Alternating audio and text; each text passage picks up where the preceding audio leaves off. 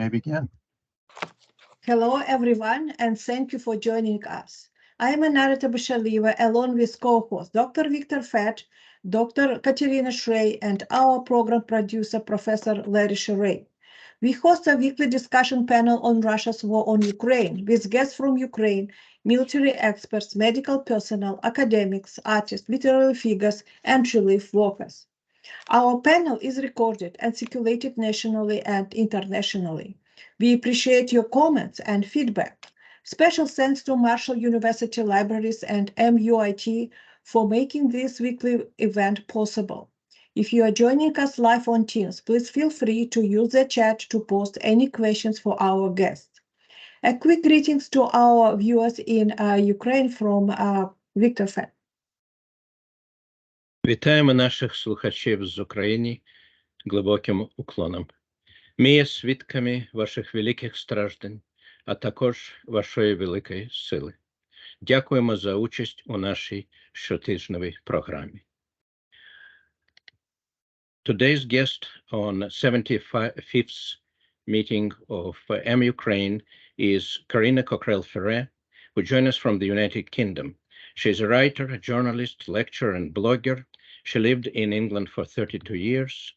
Last year, Carina's best-selling novel named Lucia, about a British family who went to the USSR to help to build communist dream in 1930s and ended up in a gulag, was published in Kiev in Ukraine.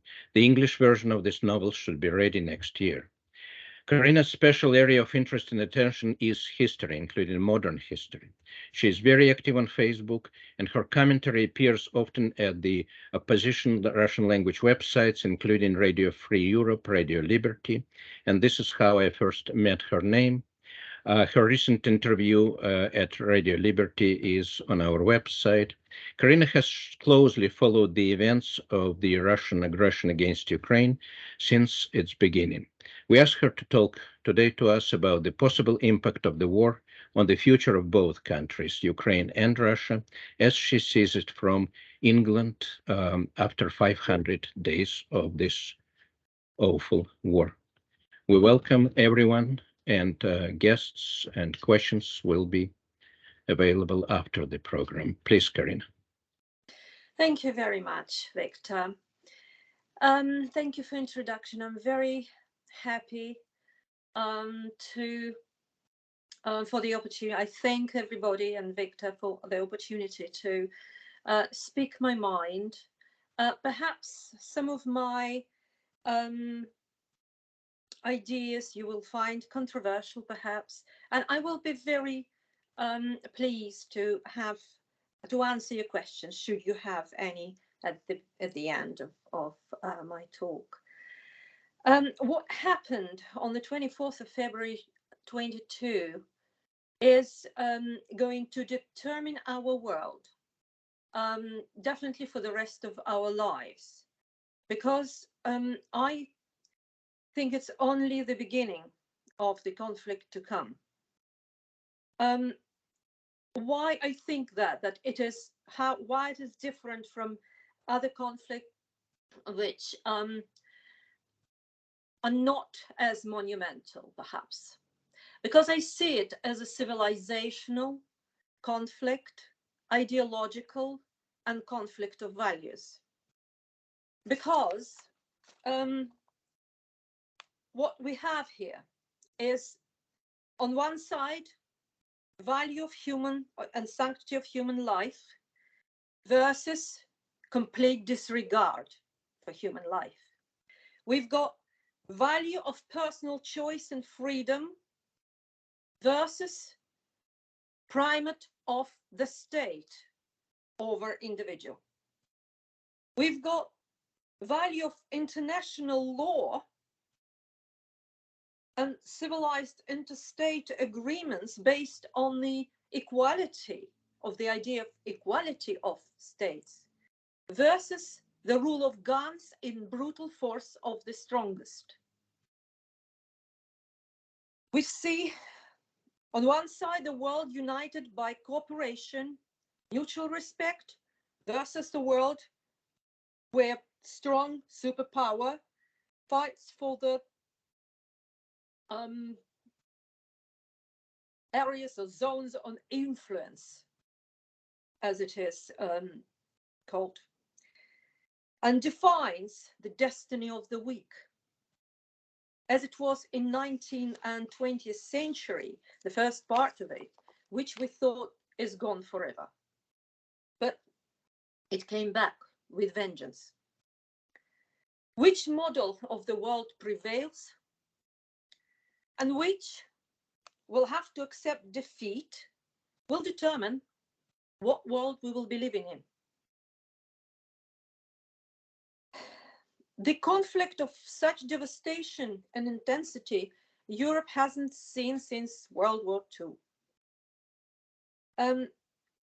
I was in a huge crowd in Trafalgar Square in February,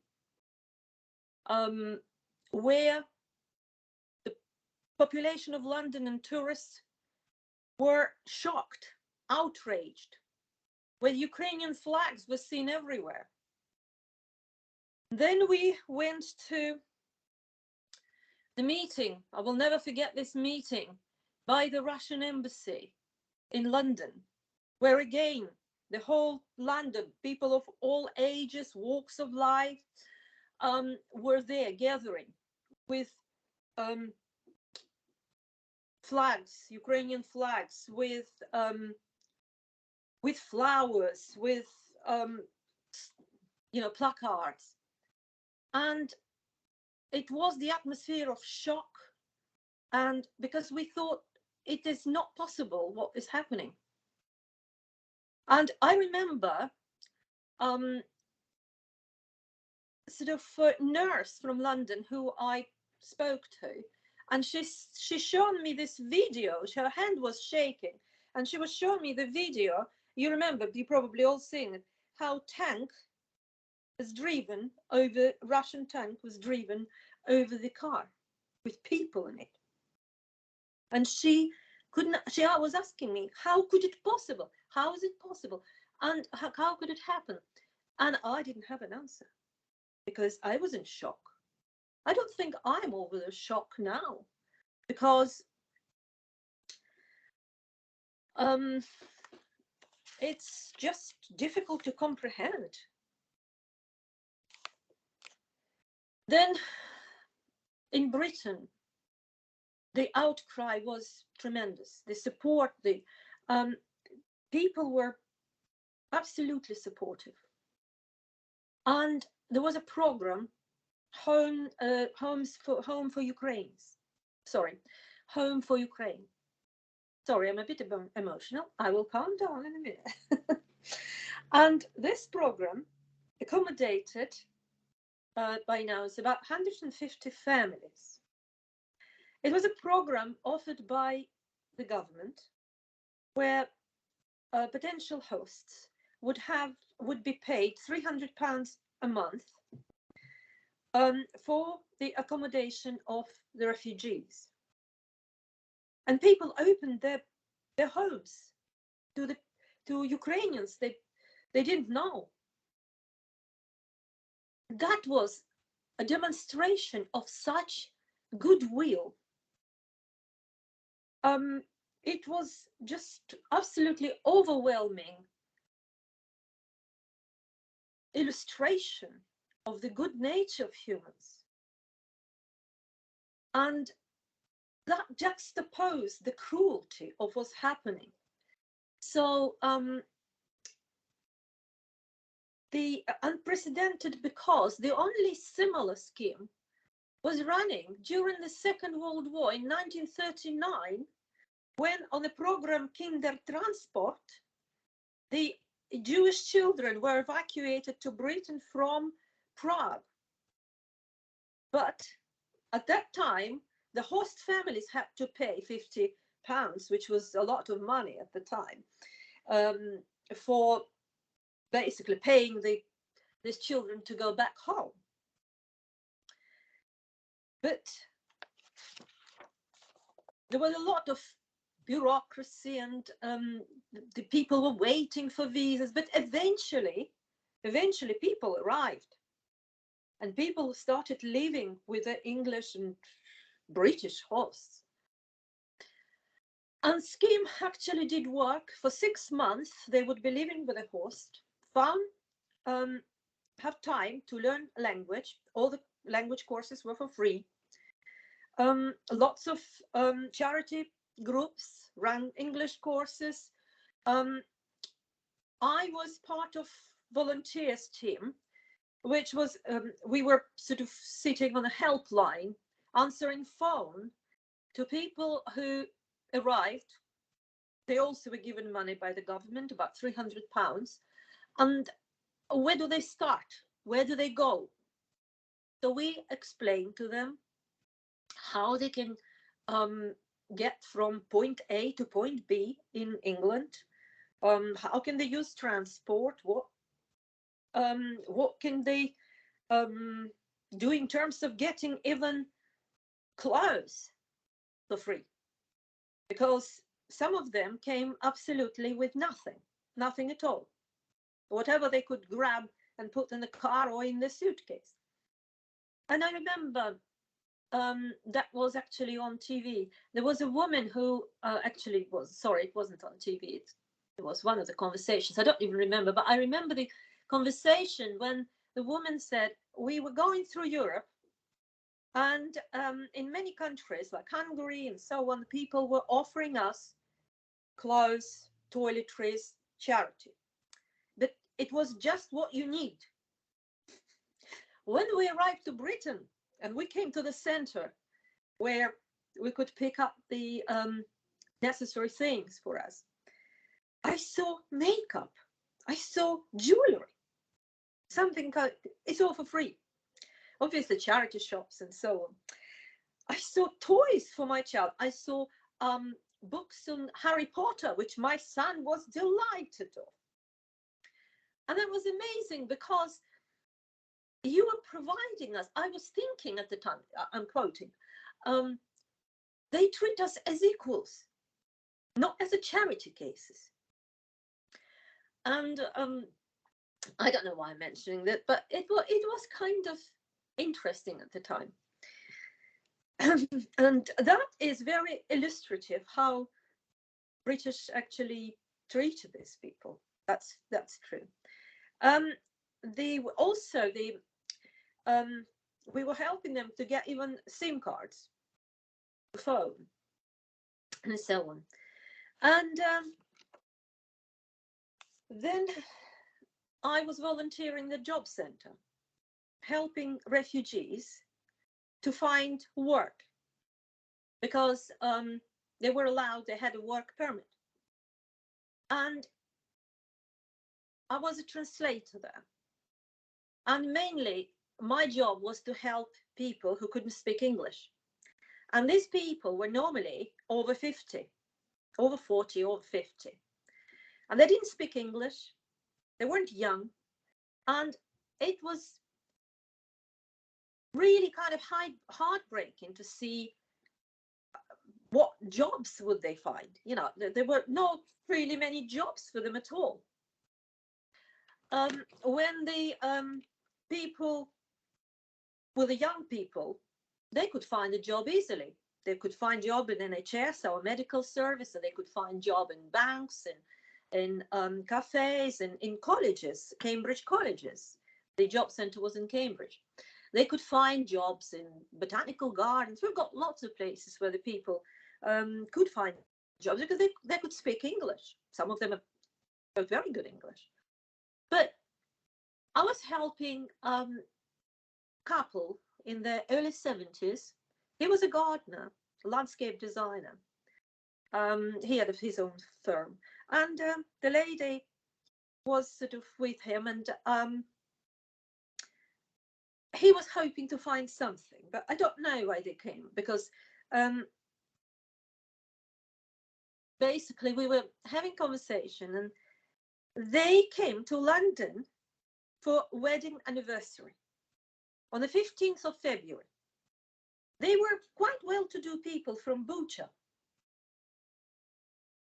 And then they learned the war is on. And then they were showing me a picture of their beautiful home left in Bucha.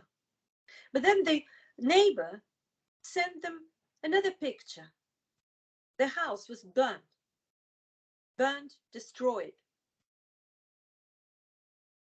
And for a moment, they kind of forgotten about it, and they were talking about it like the house is still there. These people are over 70. They've lost everything. They are left only with those 2 suitcases they came to London with. Nothing else. Then it was another lady who was also over 50, sorry, maybe over 60, just don't remember now, but over 60. But the thing is, she had her son in the Ukrainian army, and she was working as economist, high rank economist for the Ukrainian government. She was from Kiev, and she was happy to accept a job in the cheap hotel chain as a chambermaid. She was happy because the host where she lived was 12 miles away from that hotel. But she said, oh, no, it's not a problem. I've got a bike. So she had to leave 5 o'clock in the morning to get on that bike. Rain or shine. And the rain is quite often down here. And to go there in her age, she lost everything as well. These people lost not only their homes and their country, to which they all wanted to go back as soon as possible. They've lost their identity. They've lost their language. And I asked her, how can I help? And she told me, could you perform a miracle and teach me English in a few hours? It was just heartbreaking. But she was happy because she said, my son phoned me and he's alive. So that is how Britain was helping refugees and how British people were reacting to the fact that European country, not that far, it's only 2 hours by plane, in such a state of devastation. Now,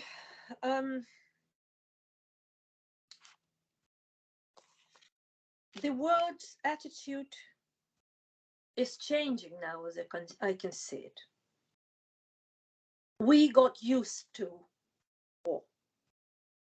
People got desensitized by the atrocities which they can see on their screens every single day. And people started asking, why should we support Ukraine?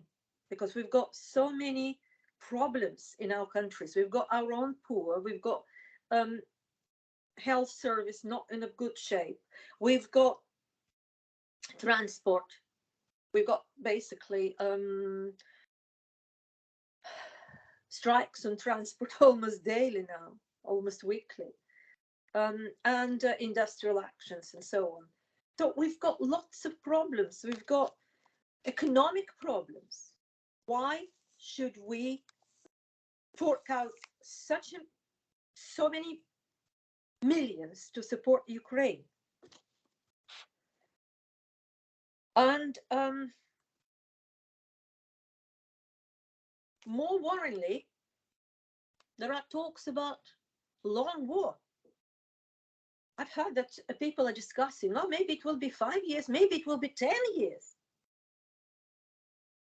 That is very worrying to imagine that people believe that in 5 years or 10 years of such war, Ukraine will exist. It's only 43 million population before the war. 14 of them have left. 14 million has left the country. Russia is 140 million, and maybe 1 million left to avoid conscription. So the forces are very different, to say the least. And the infrastructure, the cities, the south and the east of Ukraine is practically, everybody remember how Aleppo looked. And they calling about Aleppoization of Ukraine. And that's what it looks like. And it spreads to different territories, and they bomb further and further to the west. So in 5 years' time, we will have a huge wasteland the size of France in the middle of Europe. The wasteland which used to be a breadbasket of Europe.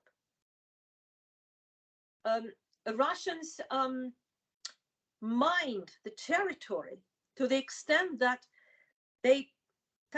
somebody calculated that, military specialists calculated that if Ukrainians will demine this territory at the pace they're doing now on the liberated territories, it will take them 700 years to demine the best agricultural lands. So at the moment, they are not even, it's impossible to use them for anything. So, and Putin is watching it and waiting until the Western unity will break up, until the West will get tired, until in White House, in United States, the administration will change and the new president will stop any supply of weapons to Ukraine, because the people who think they're for peace, they say, well, if we wouldn't send weapons to Ukraine, the war would stop. It wouldn't stop. Somebody used expression which was very right, very correct. If the Russians stop shooting, the war will stop. If Ukrainians will stop shooting, there will be no Ukraine. And that is very true. Because Putin is not going to stop. The history teaches us that people who dictators who put so much at stake, for whom is so much at stake, who put so much on that card all his life, they never stop. And my feeling, which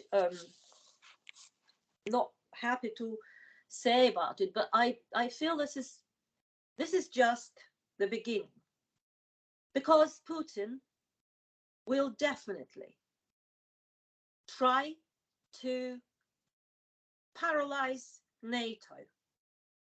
How he can paralyze NATO just the way he did a United Nations, the Security Council, where they veto everything and practically the work of Security Council is paralyzed. How can they do it? They can compromise, corrupt the 5th article.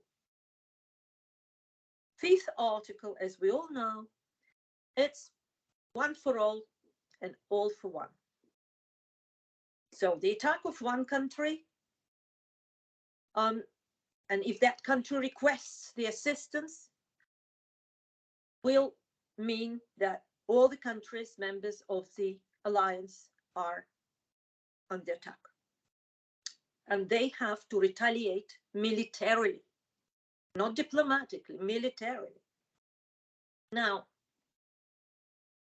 yesterday, the 2 helicopters entered Polish airspace.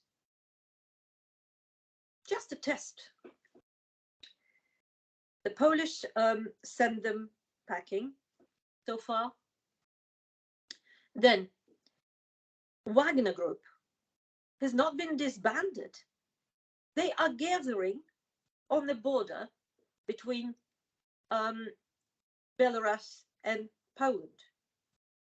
It's the Sulak corridor, which is a land between Kaliningrad region, which is like an island, and the road, which is following the border of Poland and Lithuania, which links it to Russia. And that's it, that is a road. So they are gathering near that road. And even more worrying news that the Wagner is still recruiting in Siberia. In few Siberian towns, people are writing that Wagner is recruiting. They open recruiting centers. So what does it tell us? They're not going to stop at Polish border. And if they will arrange some sort of hybrid provocation, which is not going to be huge, it's not going to be with use of ballistic missiles or something like that, but they just simply walk into the village and burn it. Maybe not even with victims. Maybe they will do it such a way that there would be factor of attack, but not huge attack. A little attack, provocation. And NATO will be in a very difficult situation. How can they retaliate if the attack is little, but the country still asks for assistance? What can they do? They will be in a very difficult situation because they will try to assess whether it's proportional attack. But the treaty, Atlantic Treaty, doesn't say anything about proportion. It says that any attack should be answered. And the problem is when the world will see that the attack been carried out, but it wasn't considered to be big enough, and it only one or two villages affected, and were no ballistic missiles or nuclear weapon or chemical weapon, then they will see maybe Atlantic Treaty is not, well, basically without Fifth Article working. The rest of 13 articles, it's 14 of them altogether, the rest are basically null and void. Because if there is a Fifth Article, there is a NATO. And if there isn't, if it doesn't work, if it's paralyzed by very carefully planned Chekist operation, then we will be in a very, very difficult situation. Right, and also I wanted to talk. Victor, if you could show, please, that film of Deutsche Welle about the first month in Mariupol. Because what I want to underline as well, all this, which you will see in a film, and you probably seen something similar, but this is just very good. It hasn't stopped, it's continuing. Yes, we supply them with a little bit, with more of air defense system, and they are more effective than they were at the beginning of the war. So the devastation is not that as bad, and the number of victims probably are not as many. But all that hell is still going on. And what I want to say that popular support is very important, because if in every country of Europe, if in United States, there will be popular support, we can basically demand our politicians to do something about it, to keep supporting Ukraine. Because if this support will stop or will be less, then the consequences of Ukraine possible failure will be felt for centuries, and it will affect all of us. That is my feelings about it. And now we will watch the film, and then I will be 10 minutes of the film, and I will be more than happy to answer your questions. Thank you, Carina. Thank you for your passionate talk. We will show right now 10 minutes of the very recent Deutsche Welle documentary about Mariupol. It's available on YouTube. And after this, everyone is welcome for discussion and ask questions. So let me share my screen in a moment. I will show this video. Your screen. Tell me if you can I can hear and see it.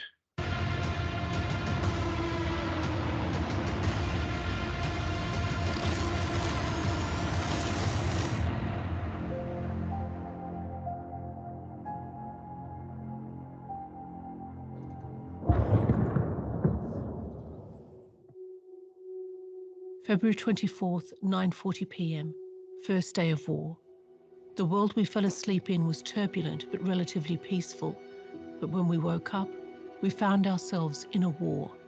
Our previous lives, what we dreamed about, all that was now irrelevant. In that still dark dawn, an abrupt transformation took place. In an instant, our future, filled with plans and hopes, turned into an abyss of fear and despair, as if a warm summer had suddenly turned intensely cold.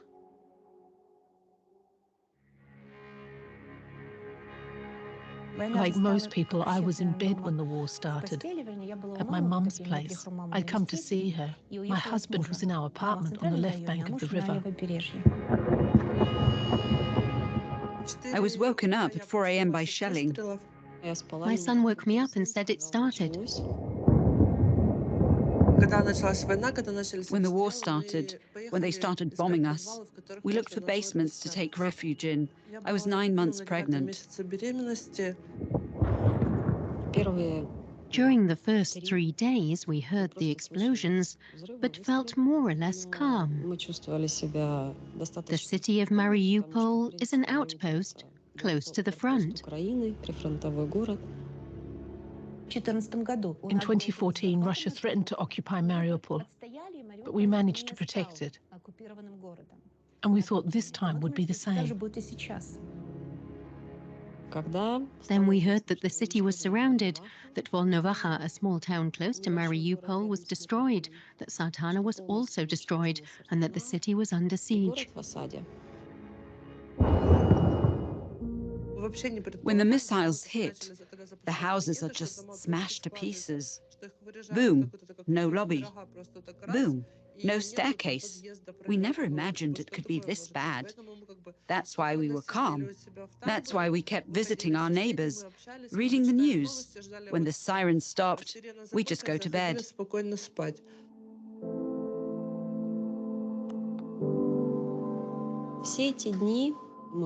During that period, my son, Bogdan, fortified our house. He put soil in bags and put them in front of the windows. He heated up food for our neighbors. During the shelling, he ran over to the neighbors to charge our phones with their generator. We would gather by the fireplace in the evenings and sing songs. He played his guitar. He used to play Metallica a lot, but we didn't sing Metallica. We sang Viktor Tsoi songs. February 27th, 11:42 p.m., day 4. When all this is over, I'll write about how frightening it is to live through war. about people and situations, about how things change in a split second and so many problems suddenly become insignificant. Only what's essential matters, that you stay alive, that your family stays alive, your friends and everyone around you,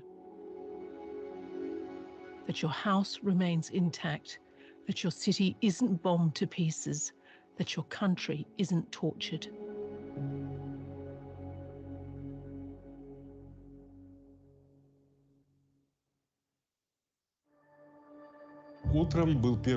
That morning, our house took its first hit. Several bombs. The cars in the yard were on fire. My house and several others were hit. Gas pipes were broken. All the window panes exploded. Debris everywhere. I'd started collecting the debris when suddenly my son rushed over from a house close by, where a pregnant woman lives, yelling, "Dad, get your stuff and follow me."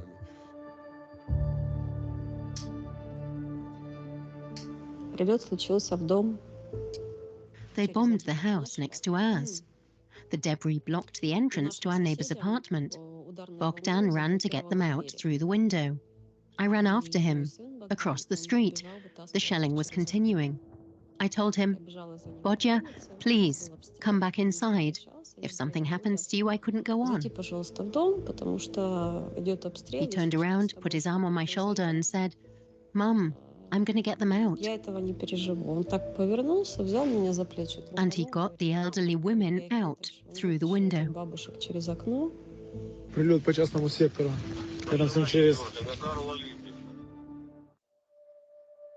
March 1st, 4:42 p.m., day 7. We're still pretending it isn't happening, as if it's all just a misunderstanding and will end soon. We're being bombed and shot at, and still we're trying to smile at each other. Everyone has the same look in their eyes, confused and frightened. We don't understand why these dreadful things are happening around us. What have we done wrong?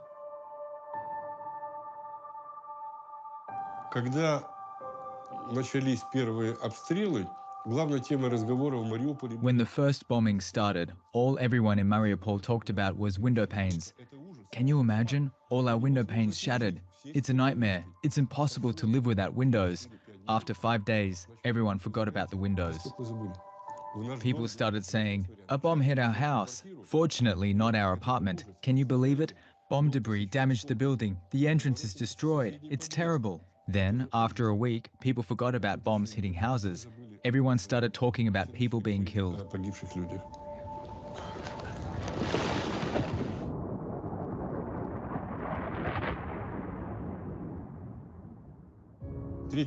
Then they turned off the internet and the cellular network. That was the last day I spoke to Nadia. My husband was on the left bank of the river. I thought he was dead. The worst was that I didn't know if Nadia was alive. I knew people were dying everywhere. I kept bursting into tears. My mother would ask, "Why are you crying? Your husband doesn't know how we are either, but we're alive." I was at the maternity hospital. My labor stopped because of the shelling. I was 5 centimeters dilated. By then, there was no water or electricity in the city, no internet or phone connection. The doctors gave me a C-section. They had to do it while the generator was still working.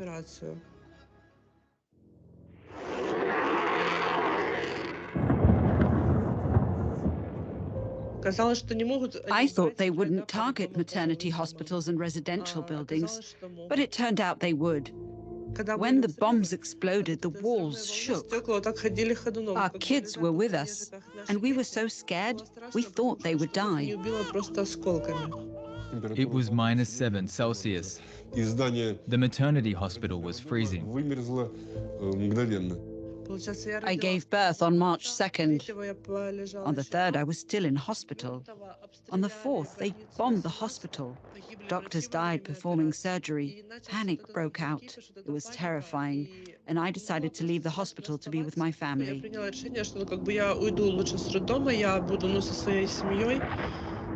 When the sirens started, we went down to the cellar, the whole family. We stayed there during the shelling, but then the sirens stopped, and we didn't know when the shelling was coming.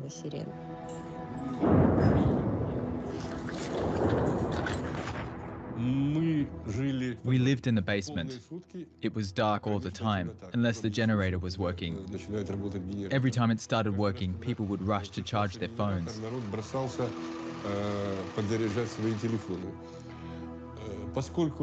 There were just a few outlets, so we used extension cords with multiple outlets, to which other extension cords were connected with even more outlets, and so the whole thing extended through the hallways like the tentacles of a huge octopus.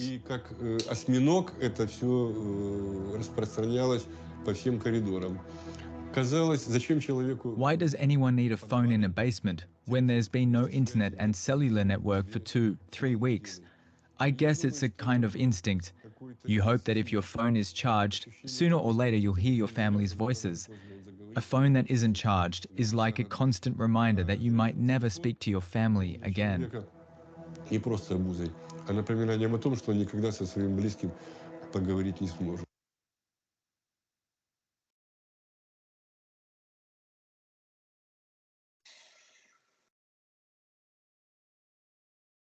Thank you all for watching this clip. The link to the entire documentary will be available in our description. Thank you, Victor, for showing it.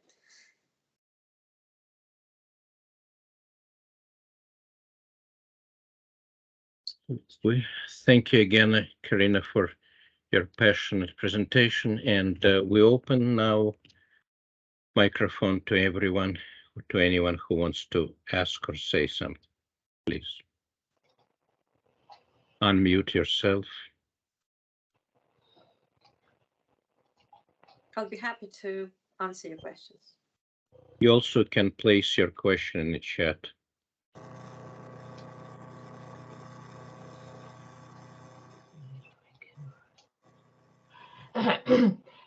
It's Olga. Hi, Carina. Hi, Olga. Здравствуйте, Карина. Здравствуйте. Здравствуйте, Виктор. Пару слов буквально по-русски, потому что многие понимают по-русски. I can speak English anyway. Я хочу очень вас поблагодарить за Лушу. Я уже там, где деток вывозят тайно ночью. Вот это, вы знаете, я не могу, я ночью просыпаюсь, продолжаю читать и не могу оторваться. Все это проходит через душу, особенно то, что это описано многое через душу ребенка.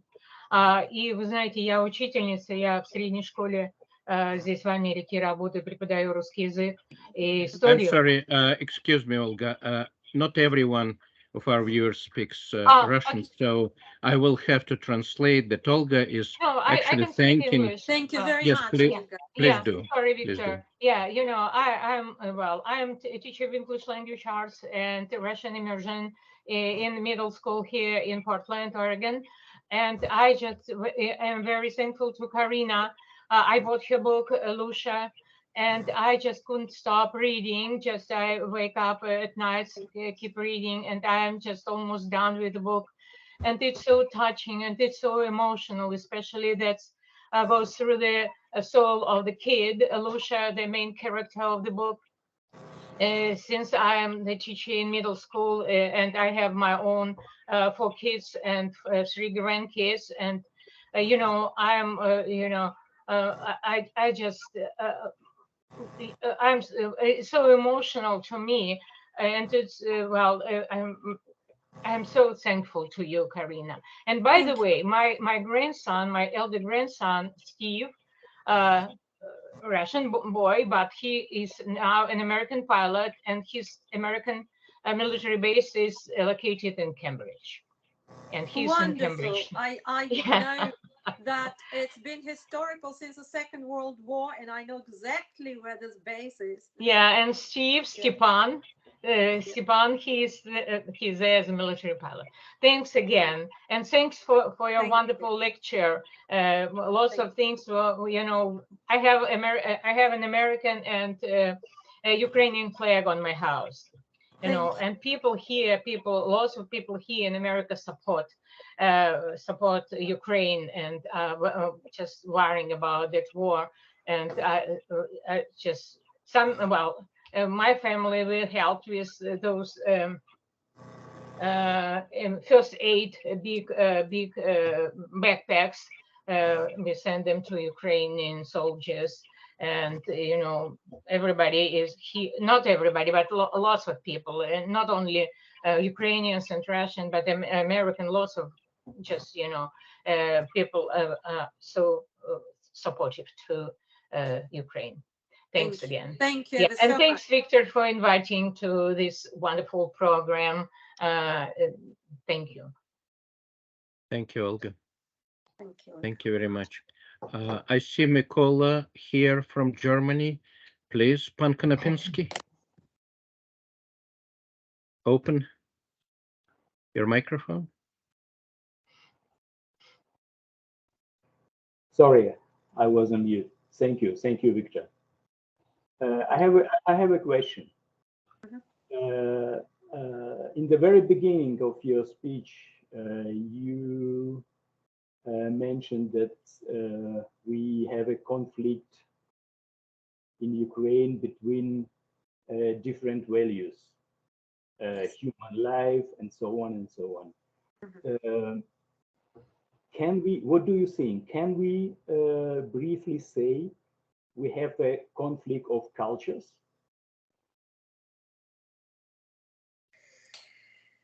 No, I don't think it's a conflict of cultures in the sense as culture as representation of the art and language, and if that's what we mean by culture. It's very similar. It's the difference of ethics, of values, of morale. Because in Nazi Germany, there was a difference of cultures with Britain. It was European culture. And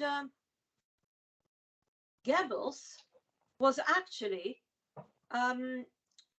encouraged to stage Shakespeare in Munich.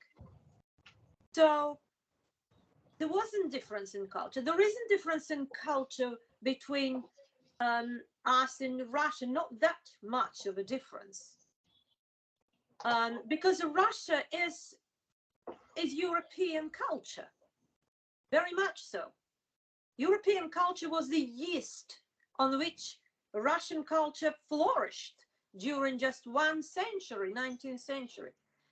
That is why I don't think it's the difference in culture. It's a difference in ethics, in values, fundamental values, and morale. That is my answer. Thank you so much. Correct. Thank you so much. Thank you. By the way, I didn't see your picture. Yes, Mikola, if you wish to show your face, we're pretty free about this. If people do not want to show themselves, or no camera may be not opening. Other questions, please. Any more questions? You can also put them in chat or ask us. Carina, you just mentioned, I think it was pretty much definitional issue of culture versus civilization. We can argue this forever, but Yes. it's clear that that the conflict is to an extent civilizational, which also somehow would include culture if you don't limit it to art and classics. But my question was another one, as others prepare theirs, hopefully. My question was about the future. You mentioned the possibility of long war of attrition. Mm-hmm. Do you see any possibility, as other analytics speculate, about quick solutions? And do you agree with others that these possibilities would come from Russia somehow? Unfortunately, I do see this war continuing into 2022. Sorry, 24. I do see it continue after probably into this coming year. But I do believe that there is no other way of ending the war rather than seeing the changes imploding of the Russian political culture, Russian political structure. It's only when Russian political structure starts disintegrating we can talk about the end of this war, not before that. But the Prigozhin mutiny is a first little crack in that system.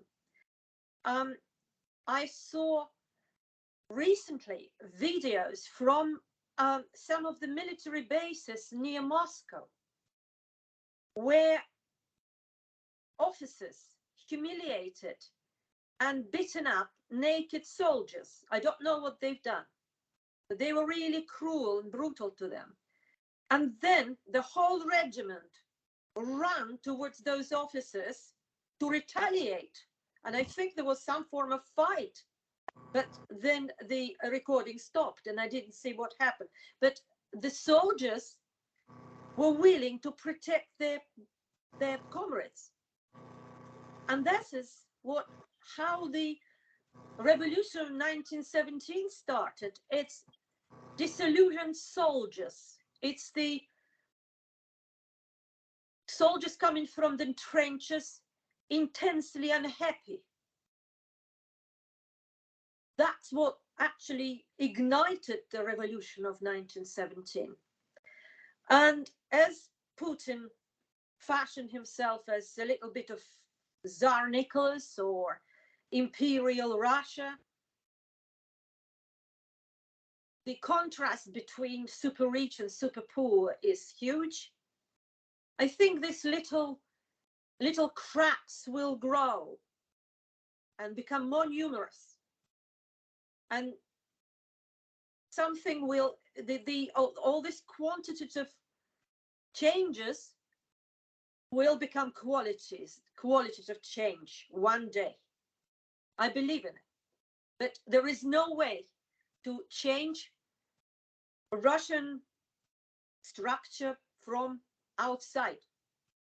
As Kotkin, wonderful historian, said, the CIA worked for many decades trying to bring Russia down, Soviet Union. But it's been done by Mikhail Gorbachev in literally few months.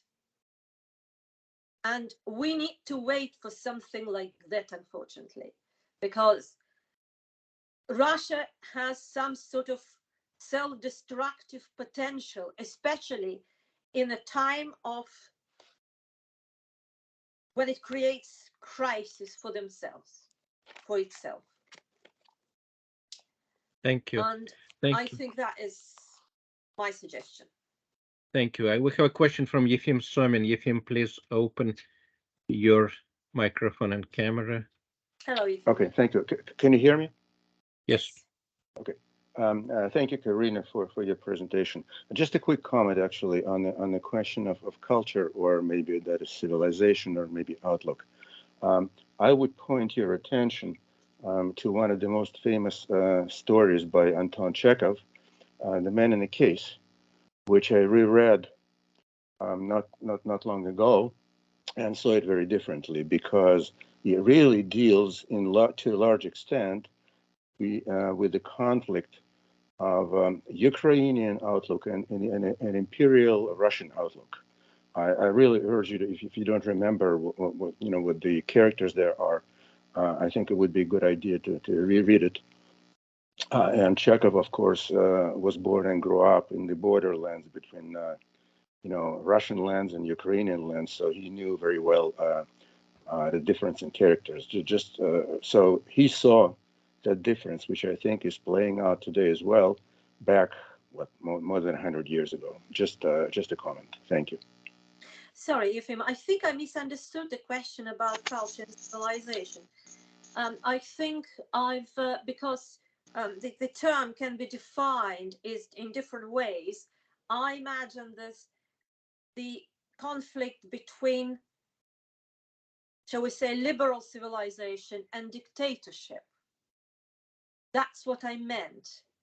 I didn't mean didn't mean that the conflict between Ukraine and Russia as two cultures. So that's why I probably muddled it and didn't answer what I meant. I think you know, when understood that, you know, culture, civilization, that Victor also added, but really I think that story deals with the really just general human outlook that was present even at the time between Ukrainians and imperial Russians, which I think is playing out still, you know, more than 100 years since then, because the main conflict there is between you know, brother and sister who come from Ukraine and a local sort of totalitarian personage there. So if we're talking about difference between a Russian culture and Ukrainian culture, there are a lot of differences. Yes, I agree. And on these even psychological or ethical level, yes. Yeah, and then that's what I think comes out in that story. That's all I wanted to say. Okay. Thank you. Thank you. Thank you, Efim, for reminding us about Chekhov's Man in a Case, Человек в футляре. This was a staple in all Russian grade schools where we read it many years ago. And indeed, it deals with mentality, the term we haven't mentioned, mentality. And of course, freedom versus absence of freedom. That's as simple as that. When on this program, when we started it 75 weeks ago, American students asked me to define what is going on. I said Lord of the Rings combined with American Revolution, something like this. There is no real analogy. The closest analogies are good and evil, and it's pretty fundamental. So in this sense, of course, anyone can do any cultural analogies or metaphors, but what is going on, as we have seen in this clip from Mariupol, doesn't need metaphors. It just needs constant presence and help and support. Thank you so much. More questions, please. We are nearing to the end of our single hour, but we can stay for more questions and comments, please. Yes, I urge everyone, the panel and the guests, don't be shy. Gabriela, please. Gabriela, join us from Washington State in the Western United States. Please open your mic. Okay. Hello, Gabriela. Hello, Camera, Carina. Gabriela. Can you hear me? Oh, the camera. Yeah, yes, I can. Yes, okay. I just wanted to say thank you for sharing the information. You communicated it so well, and it's helpful to understand. And I look forward to reading the book and also for sharing the film. And I was just going to say, those of us at colleges, you know, if we can, we have a nice collection of films now that help with the understanding. The one on Mariupol, there's also The Strong as Earth, and then this week I was contacted by a librarian who is friends with Volodymyr Sidko, so I put it in the chat, but he has been making documentaries that profile people in Ukraine and their courage and what they're doing to continue to fight. And he was very interested in submitting one of his films, one that hasn't been released broadly yet, to Sundance. And he was looking for any ideas that people have for helping raise awareness of that film within the festival. You know, the real hope is that people will see it, it'll reach a broad audience, and also he's fundraising for future documentary projects. But if anyone wants more information about him, I have his biography. I have links. They did share links to the 6-part episodes that profile women during the war. And so just let I me would know. love to watch this film.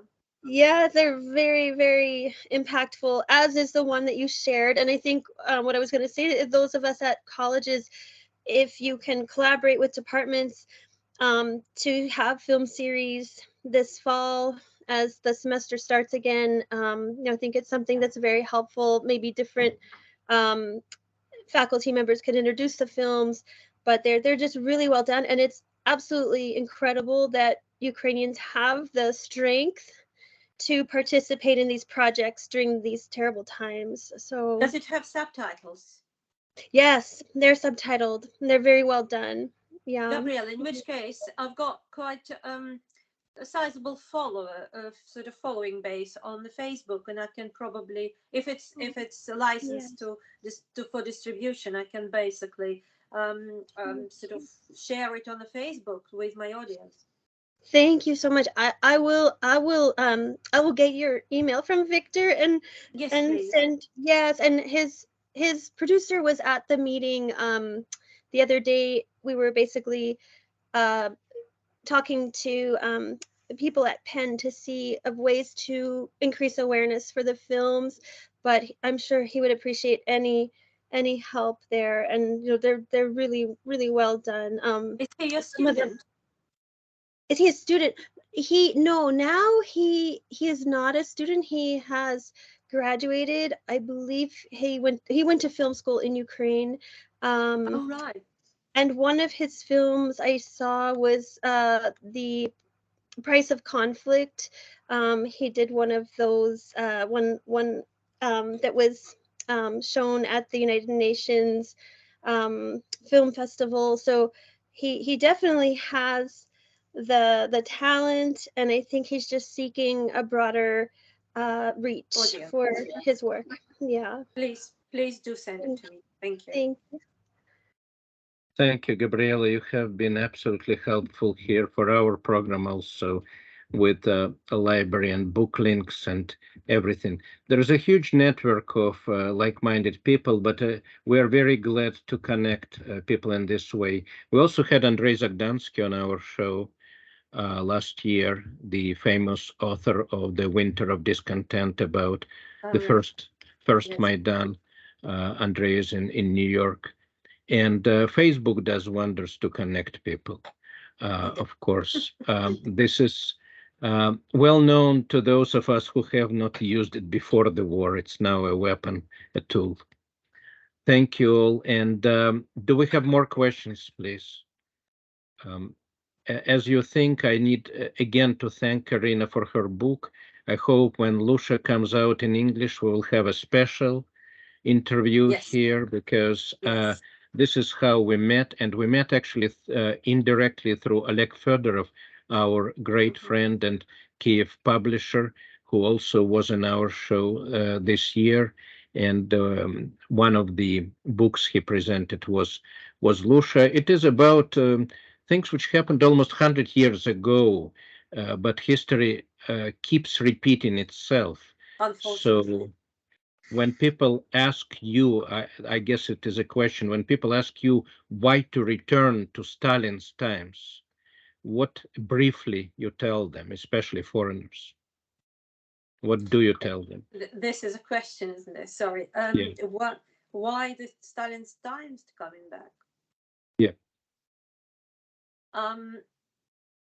Because people idealize them, because people do not know the truth about it, and because people think that all their sufferings were fabrication. They don't trust, but unfortunately they are going to find out, because today Mr. Navalny got 19 years in prison, and this double figures we can only remember in Stalin's time. So it is coming. It is coming. And unfortunately, what the people who wanted for Stalin's time to come, they don't know history very well. They don't know that this machine, this Mittminsa, cannot work without meat in it. So when the enemies will run out, they will start putting their own in it. And that's what in my Lusha I try to show as well, because it never stops. It's this machine will be working until either something stops it, like a death of Stalin, or until it basically crushed everybody. Foes, enemies, or friends to the regime, or those who wanted it, or those who helped to bring it back, or those who supported it. They all will be in that minced processor, sorry, food processor, as a kind of horrible thing to say. Thank you very much. This resonates profoundly. And again, if we have no more questions or comments from guests or panel, we thank Carina Cockrell-Ferre to join us from Britain today. This was a 75th meeting of our discussion panel. We thank profoundly everyone who could join, and we will close. Thank you ever so much for listening to me, and you were a brilliant audience. Thank you. Thank you. Thank you, Carina. Thank you. And thank you, everybody. Nice just meeting everybody. Let me close with a couple of words.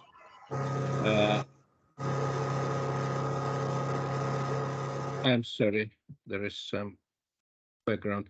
I would just want to close with our customary greeting to our Ukrainian viewers. Дорогі брати і сестри в Україні, ми тримаємо вас в наших щоденних думках і молитвах. Нехай милосердний Бог береже вас у своїй опіці. До наступного тижня ми прощаємось. Слава Україні! Героям слава! Слава Україні, героям слава! God bless Ukraine. God bless America.